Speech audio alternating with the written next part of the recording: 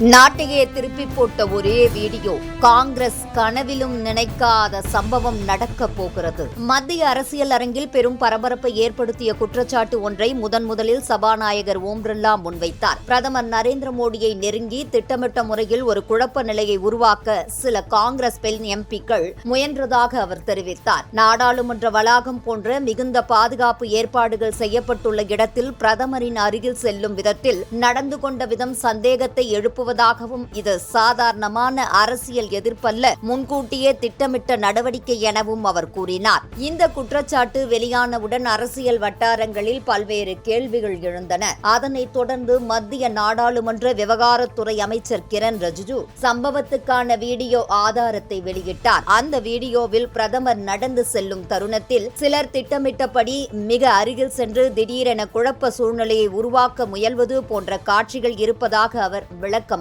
இது ஒரு சாதாரணமான பிரச்சனை அல்ல, பாதுகாப்பு நடைமுறைகளை சவாலுக்கு உட்படுத்தும் முயற்சி என அவர் வலியுறுத்தினார். பாதுகாப்பு அமைப்புகள் உடனடியாக தலையிட்டு நிலைமையை கட்டுப்படுத்தியதாகவும் இத்தகைய செயல்கள் மீண்டும் நடக்காதவாறு கடுமையான நடவடிக்கை எடுக்கப்படும் என்றும் அவர் தெரிவித்தார். இந்த வீடியோ வெளியானதும் தமிழ்நாடு மாநில வர்த்தக பிரிவு தலைவர் சதீஷ் ராஜா கடுமையான கண்டனத்தை வெளியிட்டார். பிரதமர் என்பவர் ஒரு அரசியல் கட்சியின் தலைவர் மட்டுமல்ல, அவர் நாட்டின் தலைமை நிர்வாகி. அவரின் பாதுகாப்பை சோதனைக்கு உட்படுத்தும் எந்த முயற்சியும் நாட்டின் பாதுகாப்பையே சவாலுக்கு உட்படுத்துவதாகும் என்றும் அவர் வலியுறுத்தினார். அரசியல் கருத்து வேறுபாடுகள் ஜனநாயகத்தின் ஒரு பகுதியாக இருக்கலாம், ஆனால் பாதுகாப்பு தொடர்பான விஷயங்களில் விளையாடுவது மிகவும் ஆபத்தானது என்றும் அவர் கூறினார். மேலும் சதீஷ் ராஜா தனது அறிக்கையில் எதிர்க்கட்சிகளுக்கு எதிர்ப்பு தெரிவிக்கும் உரிமை உண்டு, ஆனால் அது விதிமுறைகளுக்குள் இருக்க வேண்டும். பிரதமரை திடீரென நெருங்கி பரபரப்பை ஏற்படுத்துவது